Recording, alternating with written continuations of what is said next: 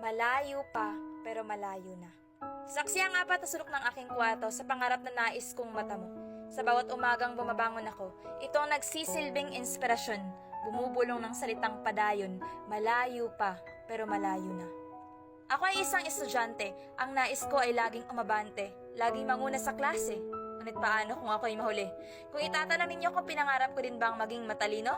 Oo, yung tipong laging makakakuha ng mga matataas na marka. Ngunit hindi, lagi ay pagbibigyan ka.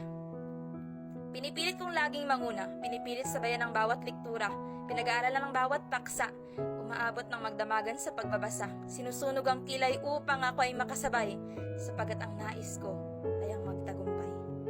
Ang nais ko ay mabigyan ng pansin, dahil pagod na akong baliwalain. Gusto ko rin ay ang purihin, lalo na sa bawat tagumpay ng aking mithiin. Ang nais ko ay suporta, hindi ang hilahin ako pababa.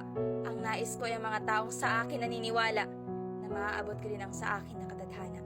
Sapagat nandito na ako sa kabanata kung saan iilan na lang ang natitirang pahina. Para ang tagumpay ay aking matatamasa, malayo pa, pero malayo na. Bakit hindi nagiging sapat ang mga nakukuha kong marka upang maipagmalaki nila? Bakit palagi na lang naikukumpara?